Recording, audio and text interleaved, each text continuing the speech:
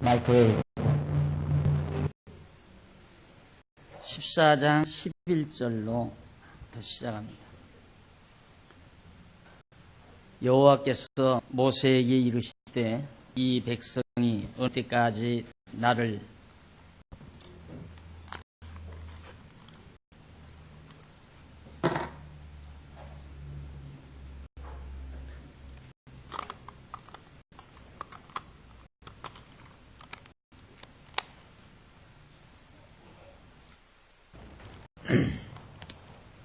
다시 봅니다. 민수기 14장 11절 여호와께서 모세에게 이르시되 이 백성이 어느 때까지 나를 멸시하겠느냐. 내가 그들 중에 모든 이적을 행한 것도 생각하지 아니하고 어느 때까지 나를 잊지 않겠느냐. 내가 전염병으로 그들을 쳐서 멸하고 너로 그들보다 크고 강한 나라를 이루게 하리라.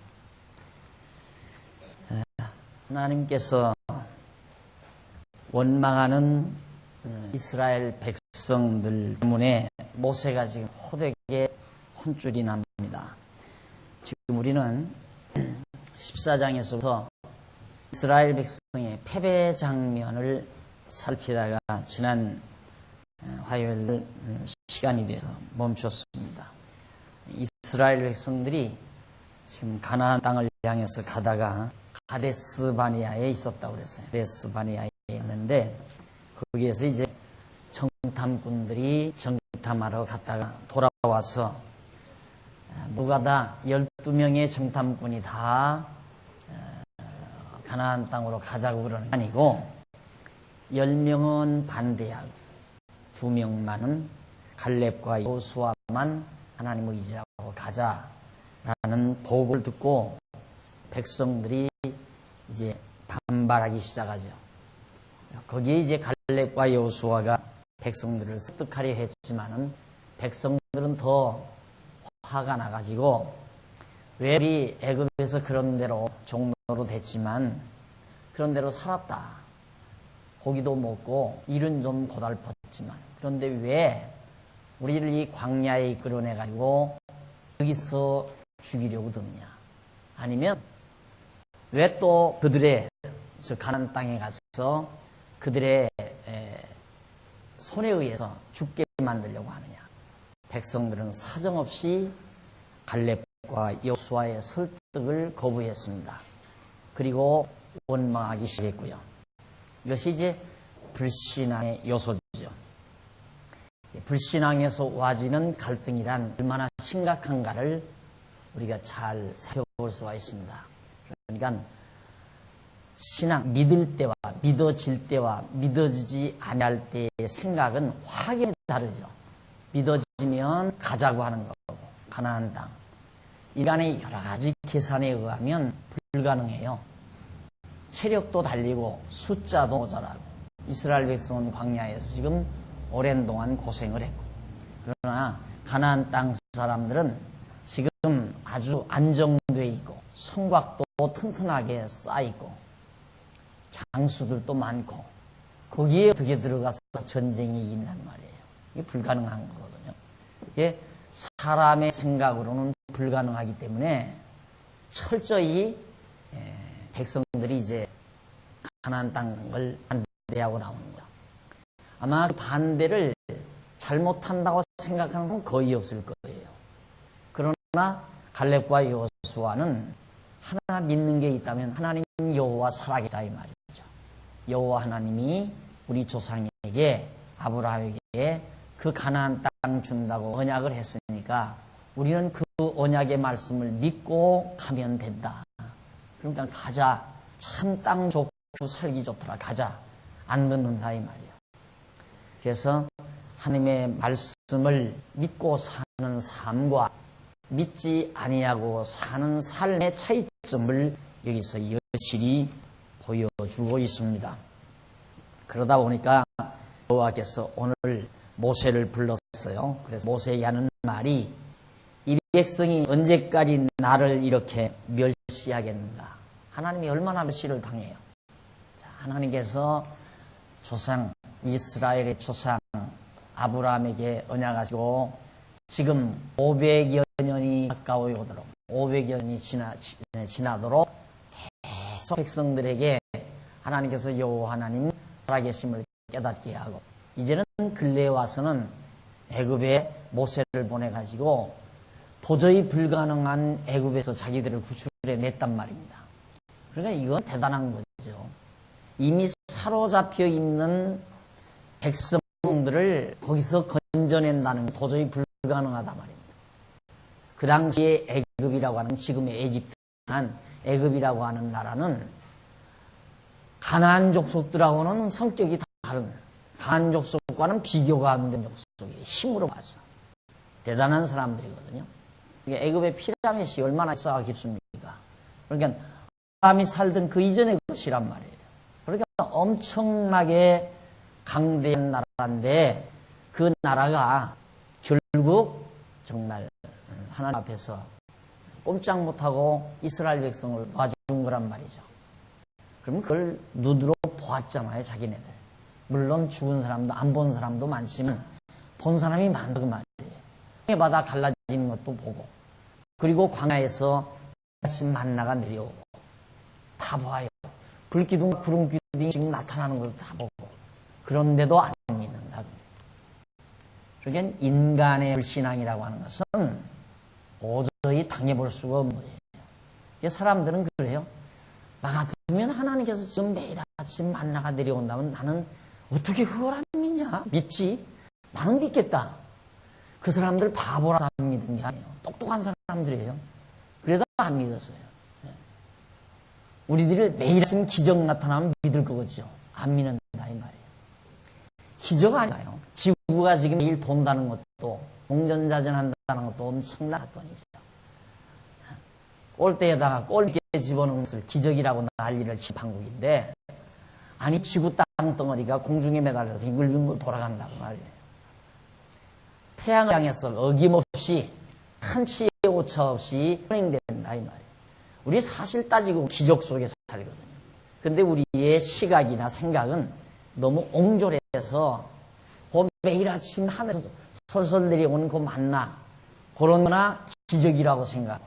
꼴대 속에 수박 같은 수박만한 공덩어리 하나 들어가는 걸 그걸 기적이라고 생각을 하고 그게 무슨 일이 기적이에요 따지고. 우리는 기적 속에 살거든요. 사실 엄청난 하나님의 능력의 도가니에 사는데 그걸 사람들이 모르니까 작은 걸 통해서 하나님께서 하나님의 능력을 알게 해주는 거죠. 아이들에게 여러분 조그만 갓난 아이들에게 아주 한 너댓 살 먹은 아이들에게 10만원짜리 수표 줘봤댔자 쓸 줄 몰라서 못 써요. 뭐 줘야 돼? 동전. 500원짜리 동전을 줘야 얘 계획에는 맞다. 왜? 그거 가지고 가게에 가면 쪼그레 하나 줄 수 있으니까. 그걸 알고 있으니까. 그럼 100만원짜리 수표는 어떻게 써야 되는지도 모르고 그건 잘 감당도 못하는 거죠.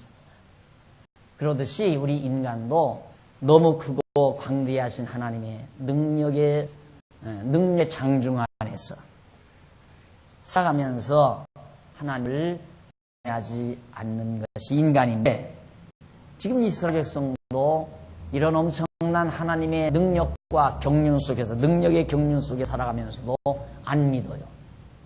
분명히 그 땅 인도해 준다고 지금 애굽에서 건져낸 거란 말입니다. 그럼 애굽에서 건져낸 것도 가나안 땅 들어가기 위해서 건져냈다면 틀림없이 가나안 땅 들어가게도 하시는 분 하나님일 거 아닙니까? 그런데도 그걸 안 믿고 하나님을 위했다 해서 내가 그들 중에 모든 이적을 행한 것도 생각지 아니야. 엄청난 이적 많이 행했죠. 10가지 재앙도 내리고 또 홍해바다도 갈라지게 하고 반석에서 물이 터지게도 하고 매일 아침 또 만나도 내려오고 메추라기도 몰아다 붙이고 신의 산에서 후원 속에 나타나서 말씀도 하시고 엄청난 사건들이 많았지만은 이스라엘 백성들이 어느 때까지 나를 안 믿겠느냐. 나를 믿어야 되는데 왜 나를 안 믿느냐. 그래서 내가 이 백성들 전염병으로 확 쓸어버리고 죽여버리고 광야에서 다 죽여버리고 모세 너를 통해서 다시 백성들을 보상시켜서 가나안 땅에 인도해 주겠다. 인간적인 말로 보면 하나님이 얼마나 화가 났어요. 다 죽여야겠다. 이게 전부 다. 전염병으로. 조선멸하고 모세 너로 그들보다 크고 강한 나라를 내가 이루어주겠다. 너로 생육하고 번성해서. 하나님이야 거짓말은 아니죠. 어차피 이제 모세를 통해서 동창에서 이끌어주면 되는 거니까. 언약이 이루어주면. 그렇게 하겠다 이 말이에요. 자, 그러니까 13절로부터 19절에 보면 그 밑에 14장 13절로부터 모세가 여호와께 여짜오되 애굽인 중에서 주의 능력으로 이 백성을 인도하여 내섰거늘 그리하시면 그들이 듣고 이 땅 거민에게 고하리이다. 주 여호와께서 이 백성 중에 계심을 그들도 들었으니 곧 주 여호와께서 대면하여 보이시며 주의 구름이 그들을 위해 섰으며 주께서 낮에는 구름 기둥 가운데서 밤에는 불 기둥 가운데서 그들 앞에서 하시는 것이나이다. 이제 주께서 이 백성을 한 사람같이 죽이시면 주의 명성을 들은 열국이 말하여 이르기를 여호와가 이 백성에게 주기로 맹세한 땅에 인도할 능이 없는 고로 광야에서 죽였다 하리이다.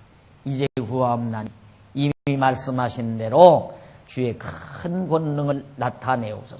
이르시기를 여호와는 노하기를 더디하고 인자가 많아 죄악과 과실을 사하나 형을 받을 자를 결단코 사하지 아니하고 아비의 죄악을 자식에게 갚아 3, 4대까지 이르게 하리라 하셨나이다.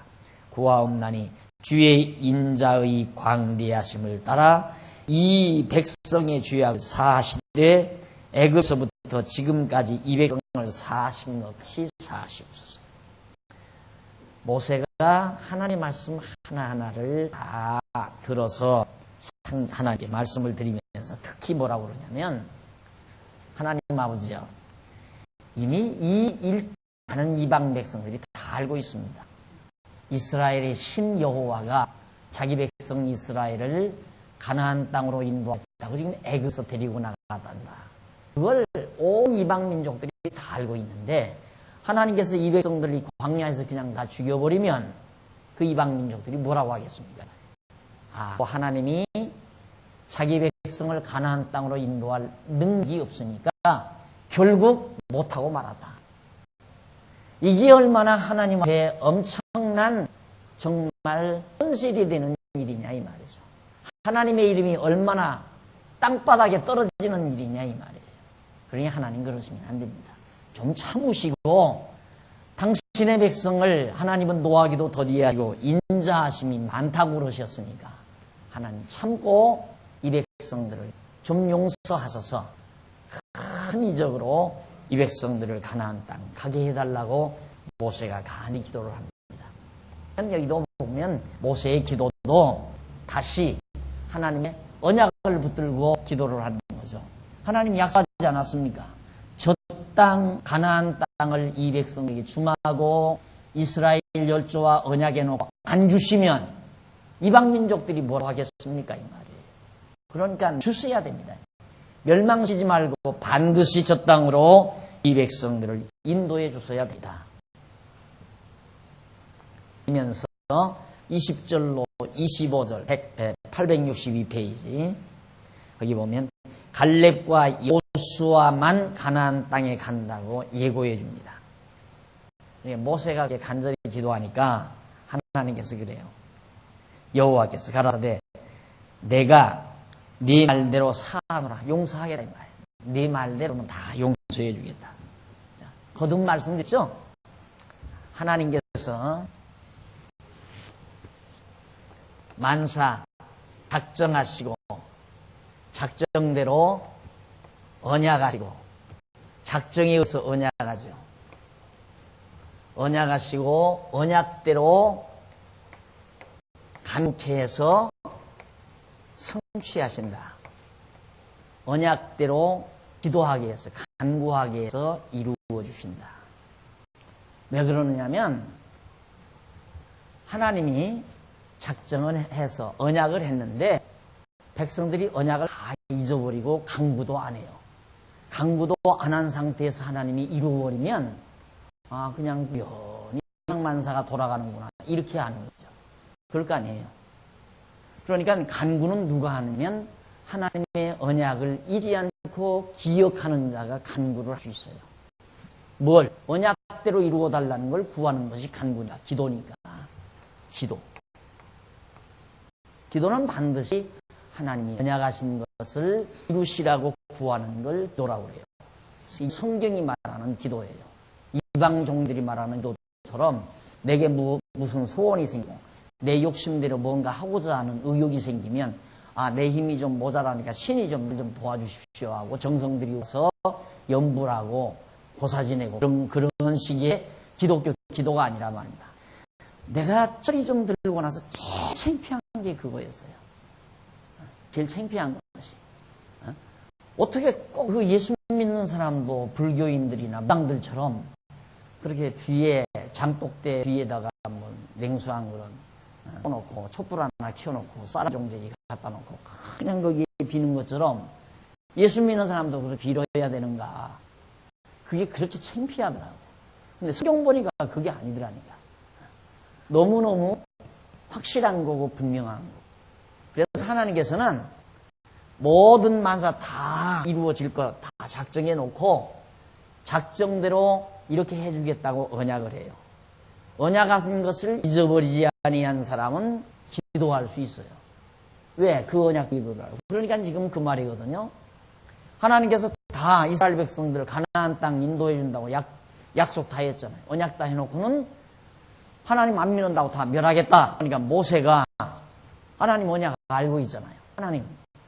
하나님께서 말씀해놓고 여기서 다 죽이면 어떡합니까? 죽이면 이방 민족들이 다 하나님을 완전히 우습게 봅니다. 이 말이에요.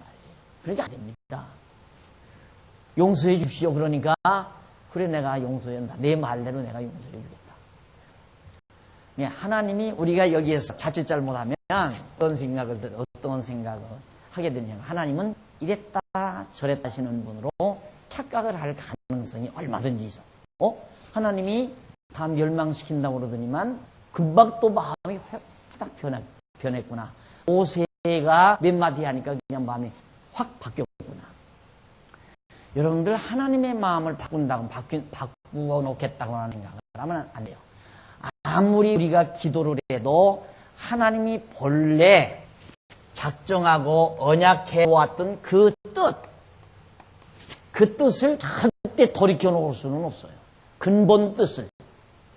그런데 그러면 뭔 뜻이 돌아갔는가? 이렇게 근본 뜻을 가지고 있다가 하나님께서 그 뜻과는 달리 죽이겠다고 하니까 모세가 이 언약을 붙들고 용서해달라고 그러니까 하나님이 원래 이 뜻대로 다시 맞다 이 말이에요. 내가 내 소원대로 내가 용서해 주겠다 이 말입니다. 그건 왜 그러냐면 기도하게 하려고. 하나님께서 우리로 하여금 기도하게 하려고. 기도하게 한다는 말은 하나님의 언약의 말씀을 기억하고 하나님 의지하게 하려고 한다 이 말이에요. 그러니까 기도한다는 말은 항상 하나님의 말씀을 의지하고 하나님을 의지하고 산다는 말과 같은 의미를 지닌 말이에요. 우리는 늘 기도를 해야 돼요. 하나님의 뜻을 구하며 살아야죠.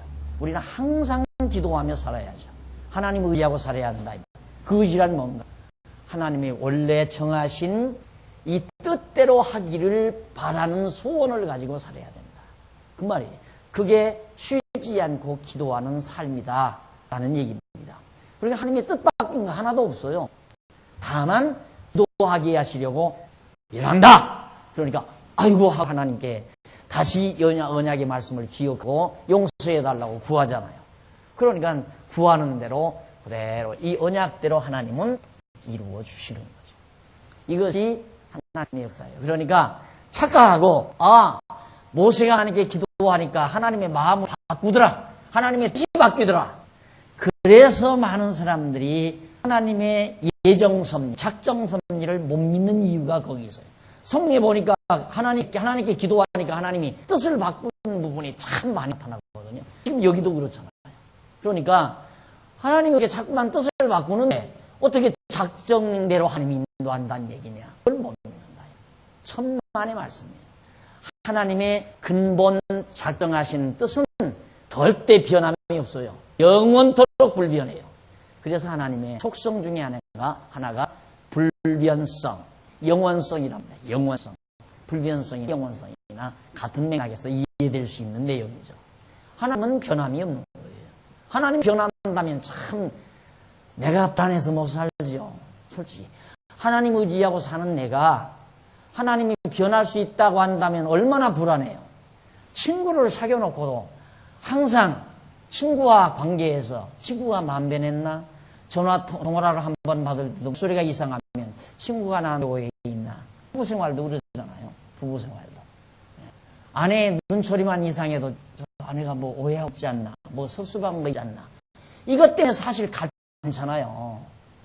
그런데 아니 하나님께서 그렇게 자꾸 변하는 분이면 불안해서 어떻게 살아요? 어떻게 변할지 어떻게 알아요? 믿을 수가 없는 거죠. 우리가 하나님을 신앙의 대상으로 삼는 것은 불변하심, 그분의 영원성이 있기 때문에 우리는 마음 놓고 하나님을 의지하고 신앙하는 거죠. 그러니까 절대 하나님의 뜻 바뀌는 법은 없습니다. 잘 안 바뀌어요. 기도하게 하려고 바꾸는 듯 하다가 다시 원래의 뜻으로 돌아오시는 거죠. 그러니까 기도하게 하시려고 하나님이 그래서 기도하니까 다시 원래의 뜻으로 돌아와서 기도하는 대로 원래의 뜻대로 이루어 가시는다. 왜냐? 기도하지 아니하고 이루어지면 많은 사람들이 기도하지 아니했는데도 이루어지면 그냥 우연히 다 된 줄 아니까. 기도하고 이루어지면 하나님께서 이루었다는 걸 알게 되니 전혀 다르잖아요. 기도한 다음에 이루어주는 거하고 기도 안 했는데도 이루어주는 거하고. 그러나 내가 여러분들에게 이해하기 쉽게 말하는 방법으로 그런 말을 하죠. 우리가 기도 안 해도 하나님의 뜻은 이루어진다. 맞는 얘기죠. 기도 안 해도 이루어져요. 기도 안 하고 이루어지는 일이 얼마나 많은데요. 기도 안 해도 이루어지는 일이 얼마든지 이 말이에요. 하나님의 뜻대로 다 모든 만사가 이루어져 가는 거거든요. 나는 솔직히 목회하면서 평생 예배당 짓고 목회할 거라고 하는 상상을 못했어요. 왜? 원래 돈 걷어내는 재주가 없잖아요. 제가 연보를 걷어내는 재주가 없어요. 다른 재주는 조금 있는 것 같은데. 그래서 정말 그 시골 교회 하나 지어놓은 것만 봐도 저 사람은 참 재주 좋다. 늘 그러며 다녔어요. 그러니까 대치동 셋집 거기 가서 처음 거기 이사 갔을 때 내가 그때 계셨던 장로님에게 한 말이 있어요. 장로님, 저는 그냥 평생 죽는 날까지 여기서 요 장소에 그냥 성경만 가리다가 가도 여한이 없습니다. 그러고 살았어요.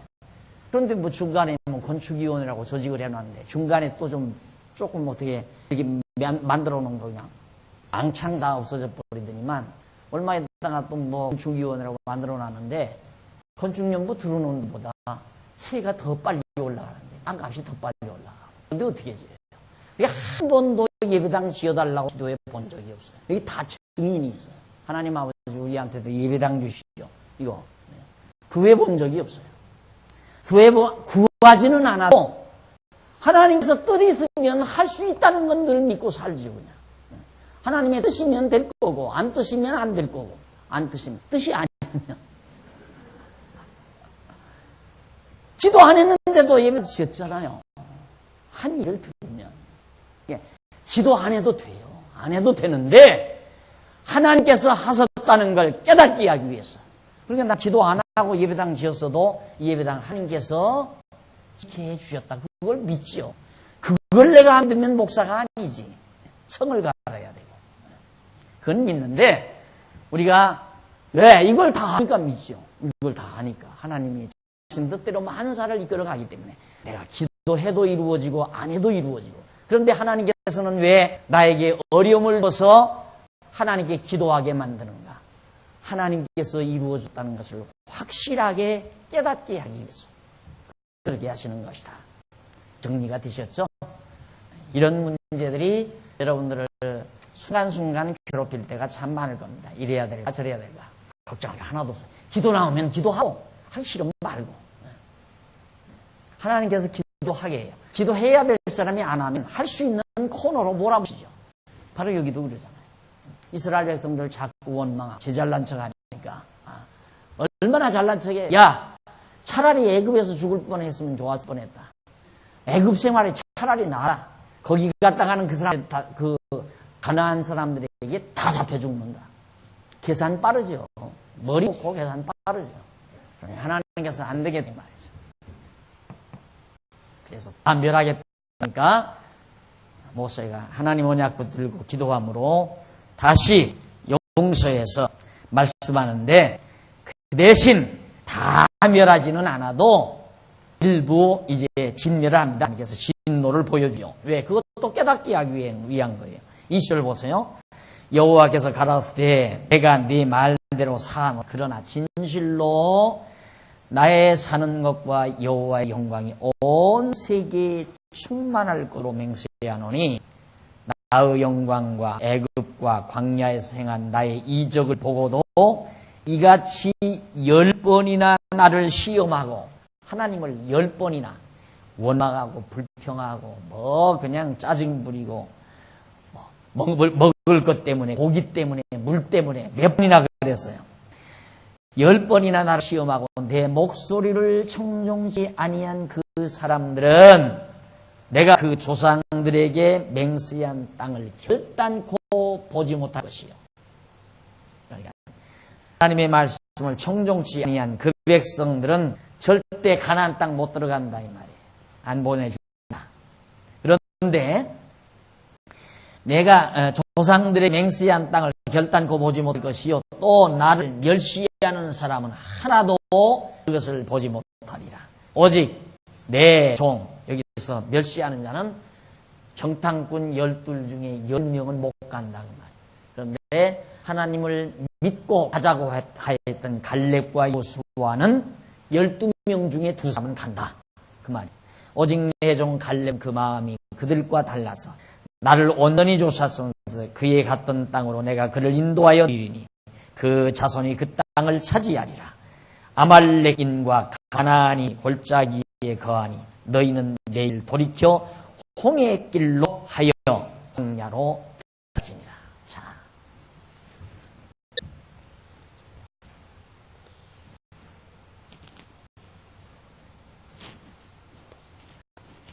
신의 산, 그 다음에 이제 가데스바네아 여호와이거든요.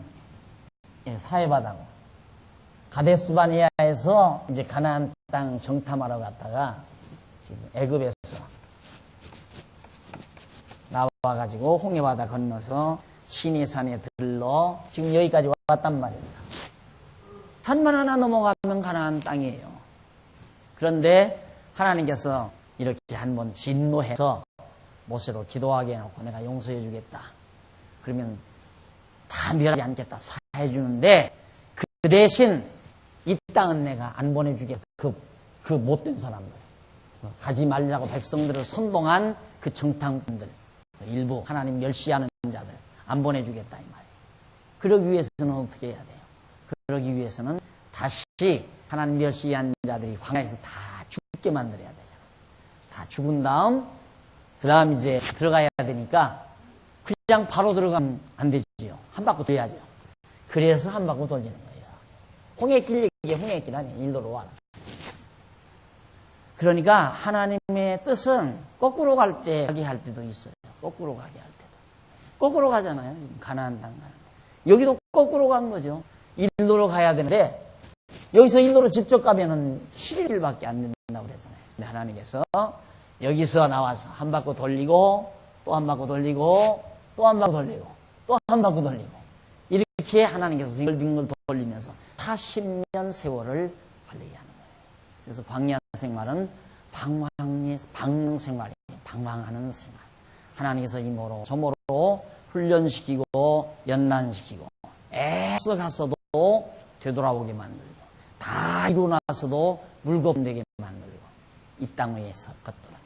그래서 솔로몬이 다 헛되고 또 헛되고 헛되도다라고 말한 이유가 이 땅에서 다 하는 거 인간들의 목표대로 한다면 다 헛거예요. 다 허송세월이죠. 그러나 하나님의 뜻은 허송세월이 아니에요. 왜? 이 광야에서 애굽에서 노릇하던 옛 습성을 가지고 있었던 그런 인간들은 광야에서 다 죽게 만들고 광야에서 다시 태어나서 하나님 여호와 경외하기를 배운 새로운 족속들로 가나안 땅 들어가게 하시려고 그 기간이 바로 40년 기간이란 말입니다. 그러니까 오늘 우리도 마찬가지 우리 이 땅에 사는 동안도 항상 우리에게 두 사람이 두 마음 있죠. 육에 속한 마음과 영에 속한 마음. 그래서 영에 속한 마음은 하나님의 뜻을 따르고자 하는 마음이 있고 육에 속한 마음은 자기 생각대로 하고자 하는 못된 하나님을 거역하는 생각들이 있어요. 왜 우리를 이 광야와 같은 세상에 두시는가? 그거 죽이라. 옛사람 죽이라고 그런다 이 말이에요.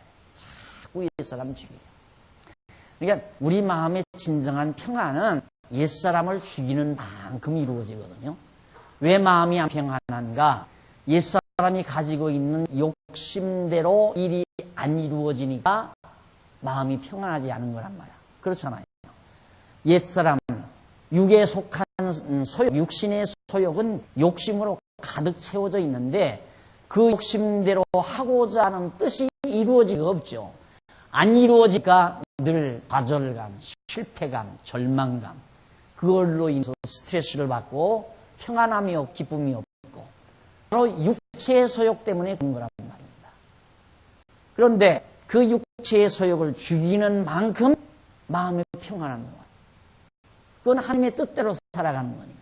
불기둥 가면 불기둥이 떠나면 일어서서 따라가고 구름기둥이 떠나면 일어서서 따라가고 불기둥이 멈추면 그 자리에 장막을 치고 하나님이 인도하심 따라 가면 가고 쓰면 쓰고 그렇게 살아가는 삶이 가장 편안한 삶이란 말이죠.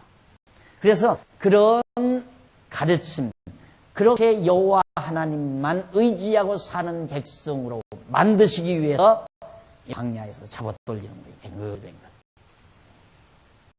그러니까 여기서 뭘 자꾸만 여기다가 목적 두고 살면 안 돼요. 여기서의 목적은 내가 얼마나 하나님 경외하기를 가장 잘 배우는가. 그게 가장 큰 목적이에요. 그 목적 이상 목적은 다른 건 다 수단이에요.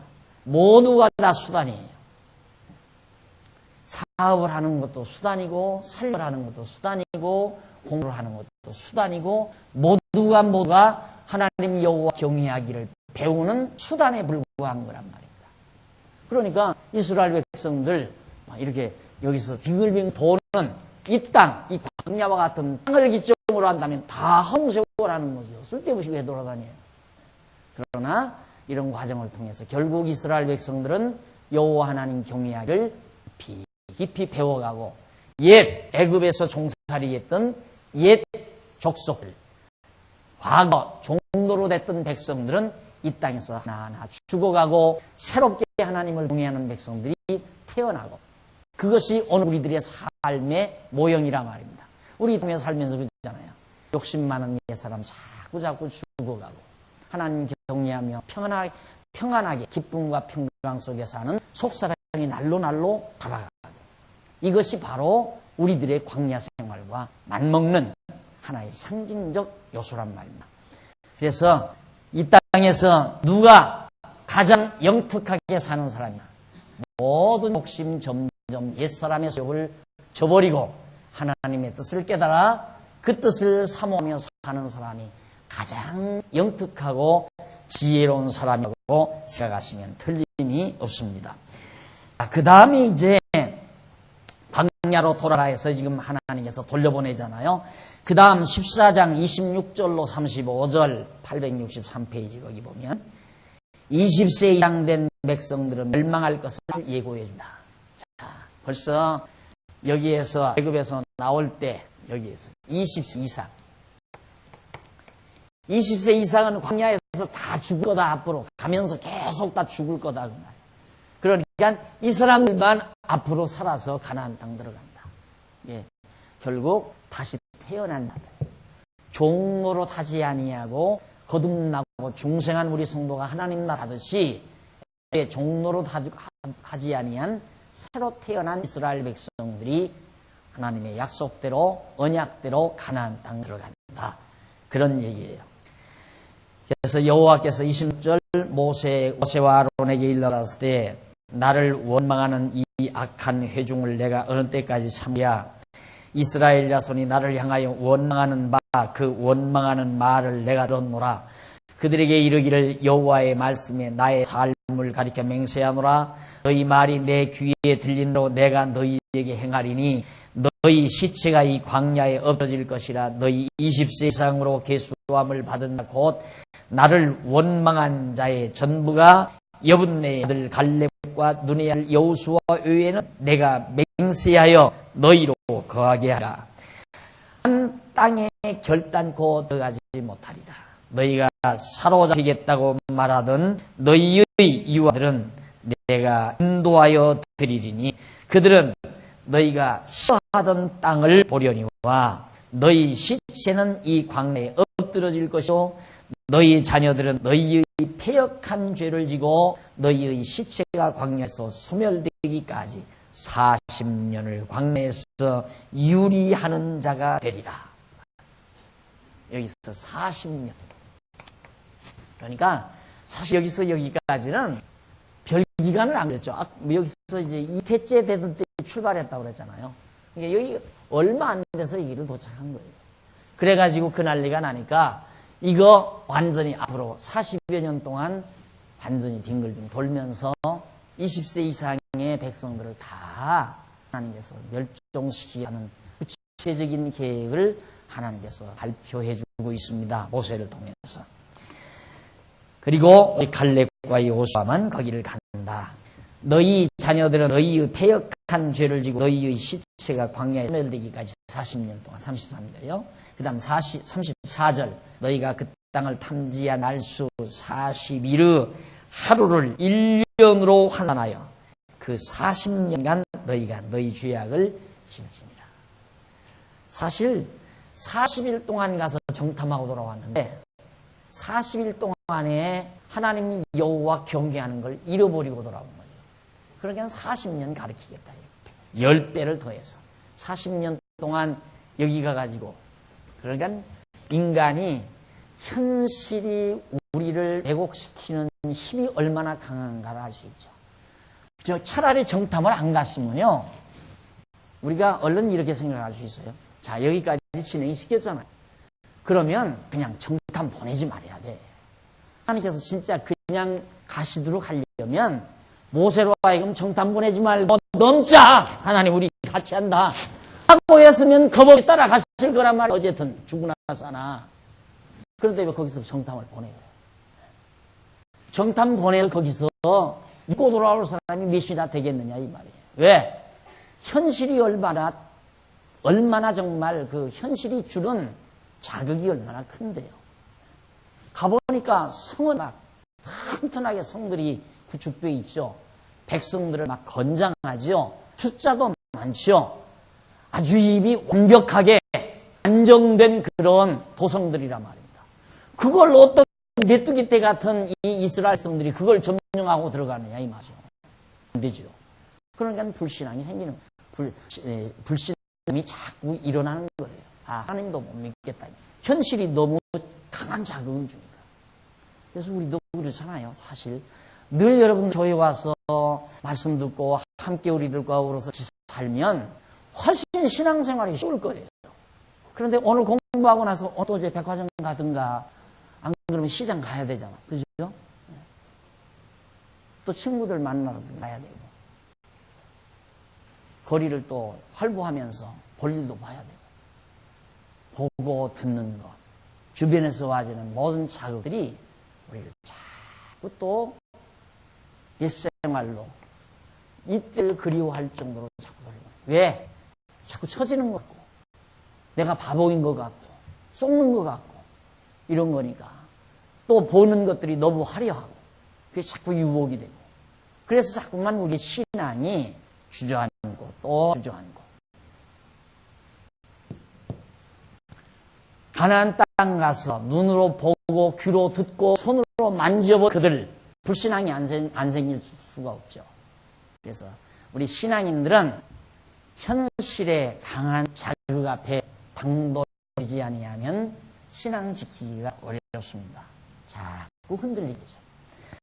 그래서 이들을 하나님께서 전부 40년 동안 이제 광야에서 잡아돌리면서 죽이다.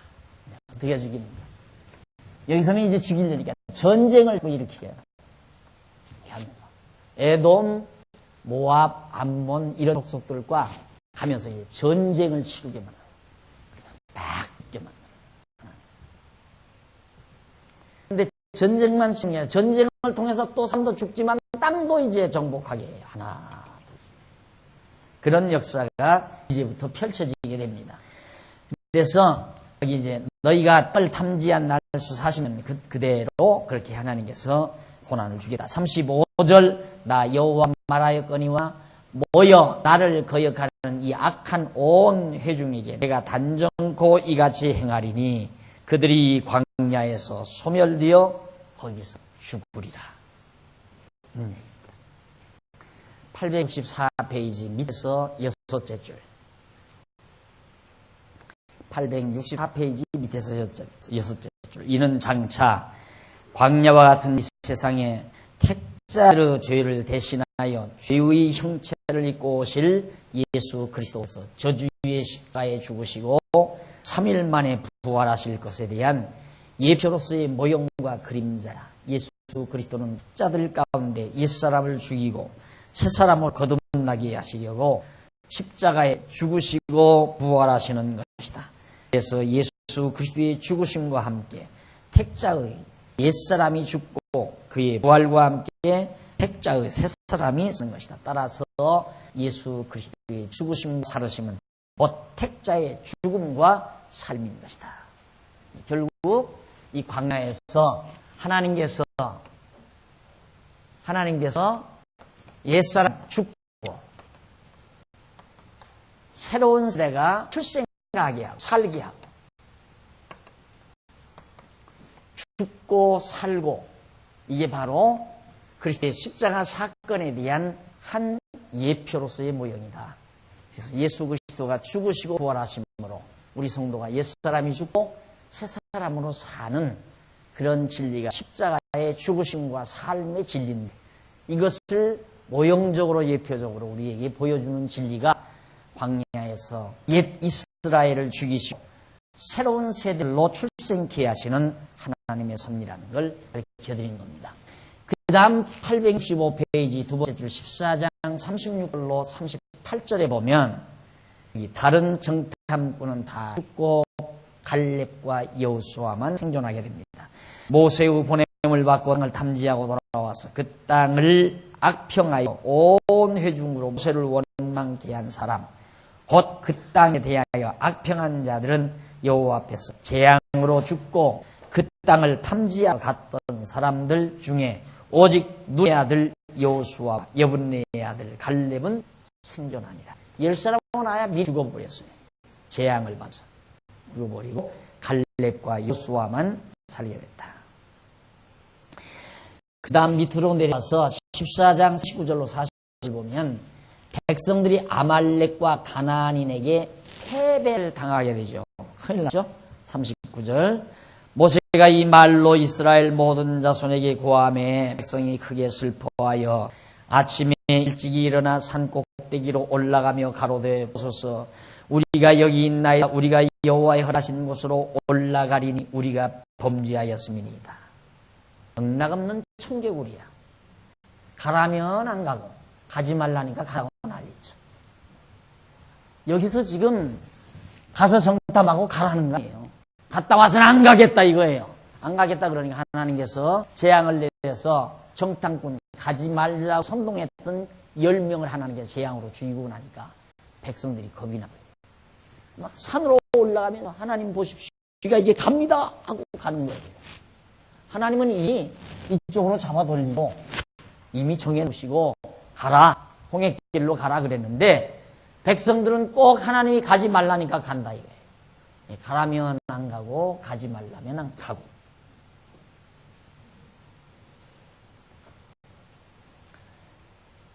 그래서 거기 보면 모세가 이 말 올라가니 우리가 범죄하였습니다. 41절 모세가 가로되 너희가 어찌하여 이제 여호와의 명령을 범하느냐 가지 말라는데 왜 가느냐 이 일이 형통치 못하리라. 봤댔자 너희들 형통한 게 아니다.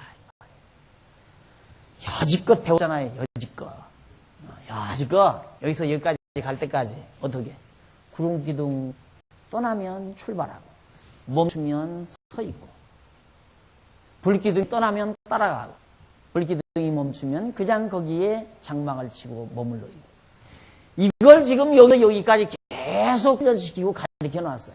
그런데 왜 불기둥도 안 가고 구름기둥도 떠나지 않았는데 지끼리 왜 산으로 기어올라? 이게 건방진 거라 이 말이에요. 건방진. 예, 우리들이 정말 하나님의 뜻 안에서 산다는 것이 그렇게 간단한 게 아니잖아요. 하나님 말씀을 모르면 하나님 말씀을 잊어버리고 그냥 자기 욕심대로 살게 돼 있어요. 인간은.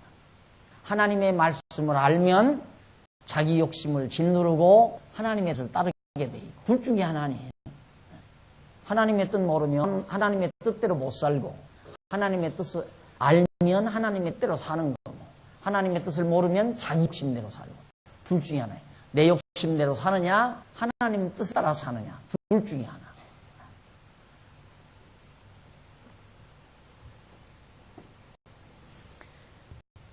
(42절) 여호와께서 너희 중에 계시지 아니하니 그렇지 불기둥과 구름기둥이 가지도 않았는데 계시지 아니하니 올라가지 말라 너희 대적 앞에서 패할 가노라 아말렉인과 가나안인이 너희 앞에 있으니 너희가 그 패에 망하리라 너희가 여호와를 배반하였으니 여호와께서 너희와 함께하지 아니하리라.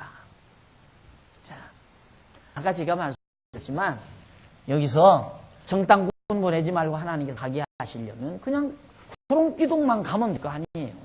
하나님이 모세한테 야 정탐꾼 보내라 그러지 말고 왜 보내요? 거기서 보내라고 왜? 뭐 때문에? 그냥 가게 하시려면 그러니까 이걸 하나 연출하시려는 거거든요. 여기서 하나님께서 한번 교육을 시키는 거. 왜? 불신앙자들이 재앙을 받아 죽는 모습을 백성들에게 다 보여주려는 그런 각본이 하나님의 작정하신 뜻 가운데 있는 거란 말입니다.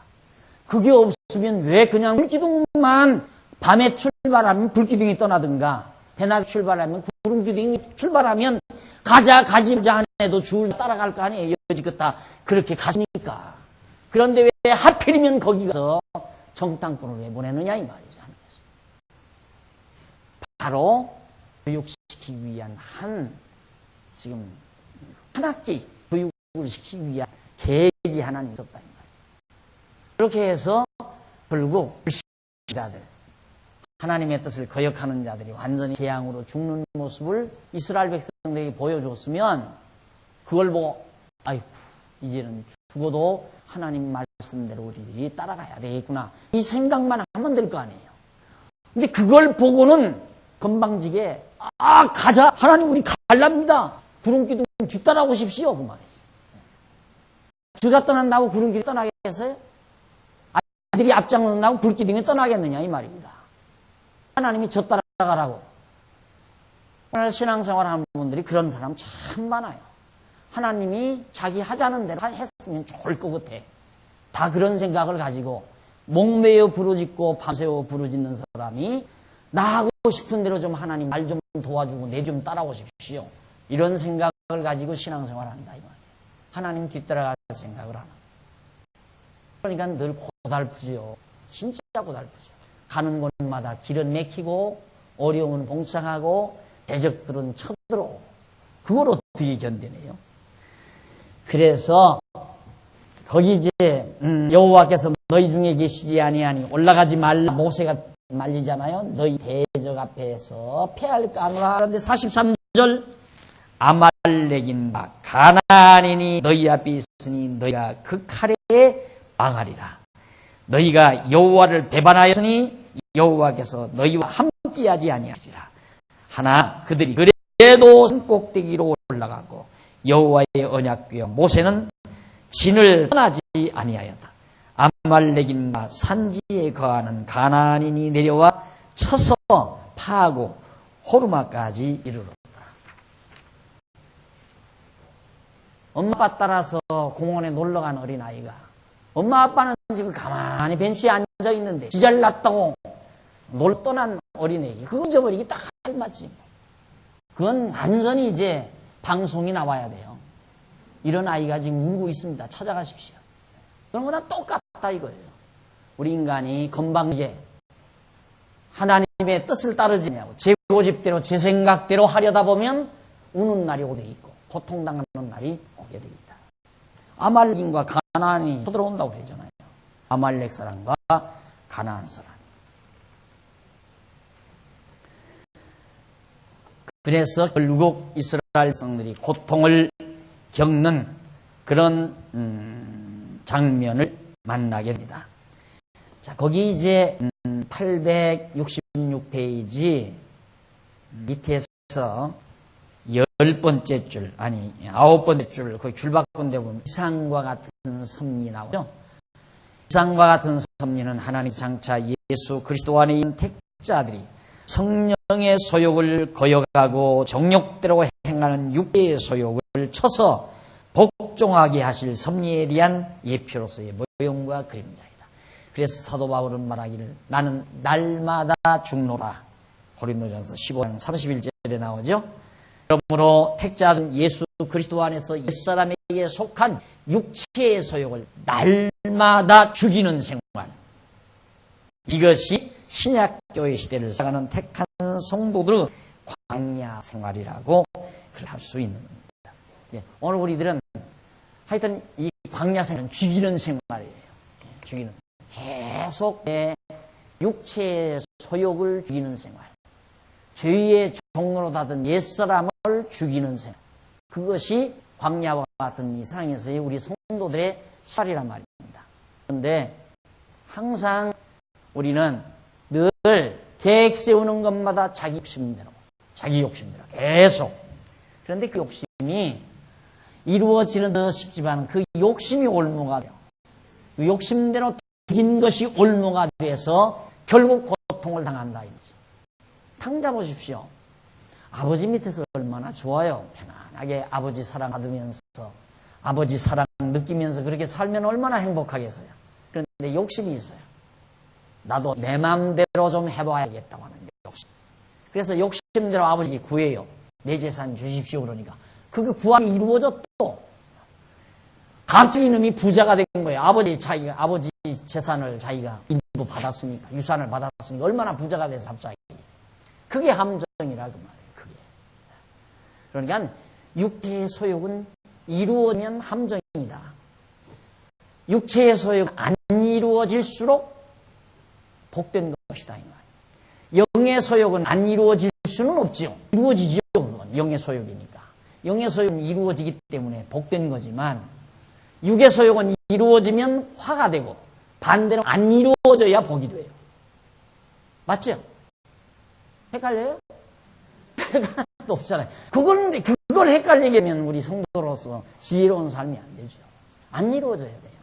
육체의 소욕은 제발 안 이루어져야 돼요. 그러니까 우리가 하나님 앞에 기도할 때도 예수님처럼 그렇게 영리한 기도를 해야 돼요. 기도를 해놓고 그러나 내 뜻대로 마옵시고 아버지 뜻대로 하옵소서. 이 말 한마디에 다 정리가 되잖아요. 그렇죠? 하나님 이것은 나 피할 수 없습니까? 할 수만 있으면 좀 피하게 해주십시오. 이게 당신 욕심이거든요. 예수님도. 이것저것 다 구해놓고는 마지막에 가서 한마디로 정리 딱 하잖아요.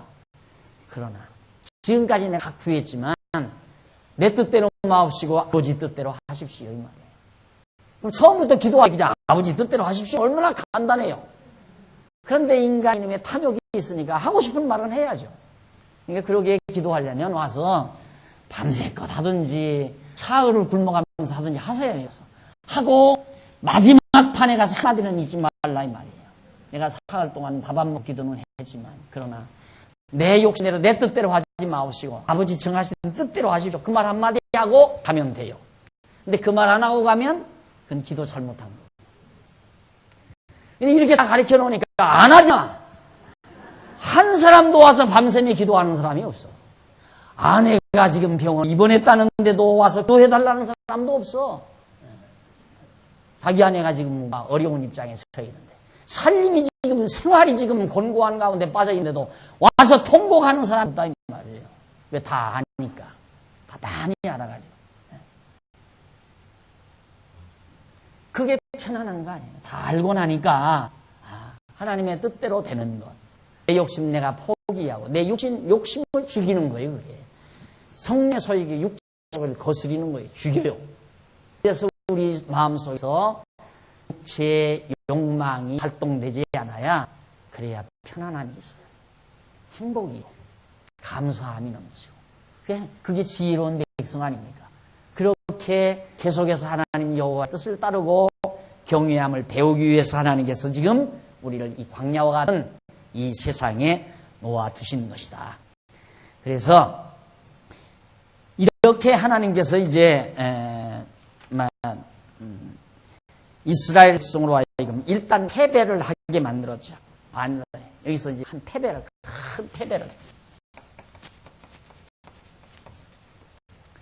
그런데 우리는 패배당하는 건 하나님의 뜻이 아니다 이거예요. 하나님 영광 가리우는 것이다. 어떻게 예수를 믿는 사람이 사업을 망하느냐? 이건 하나님의 영광 가리우는 거다. 얼른 들으면 그런 거 같죠? 아니에요. 하나님의 뜻이에요. 패배당하는 것도 하나님의 뜻이에요. 이게 얼마나 광야 생활에서 건방지게 살아가던 이스라엘 백성들에게 얼마나 소중한 교육입니까? 엄청난 교육이죠. 자기 주제를 파악할 수 있다. 야, 우리가 하나님의 뜻을 거역하고 하나님의 명령을 따르지 않고 내 마음대로 간다고 해서 되는 것이 아니구나. 여지껏 구름기둥 따라오고 불기둥 따라서 이렇게 갔기 때문에 그건 이제 권태스럽지. 어떤 의미에서는 뭐 가면 가고 쓰면 쓰고 그러지 말고 내 마음대로 한번 가보자. 그래서 가는 거 이거 아니에요? 야, 하나님 하지 말라 해도 우리가 갈 겁니다. 하나님 갑니다 하고 갔다 이거예요.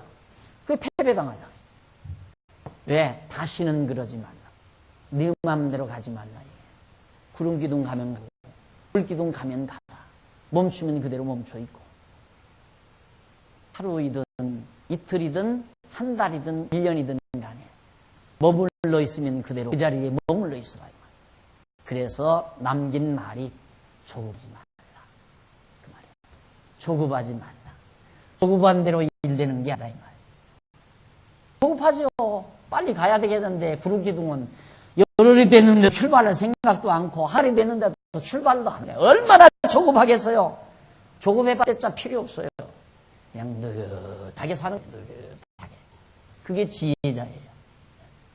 근데 우리 정말 조급하잖아요. 우리는 뭔 일 하나 조금만 뭐 한데도 그냥 자발스러워지고 불안해지고 그러지 말고 이제는 깨달았으니까 배워서 아니까 지혜로워졌잖아요. 당당하게 편안하게 이렇게 현실을 마음껏 느끼면서 현실을 마음껏 누리면서 평안함을 누리면서 넉넉하게 사십시오. 그게 지혜자의 올바른 태도입니다. 자, 그래 이렇게 이제 패배를 당하고 난 이 못된 백성들을 하나님께서 그냥 놔두는가? 속죄의 규례를 통해서 죄를 용서해 주시는 하나님의 사랑의 역사가 15장부터 소개됩니다. 한 잔 드시고 계속해서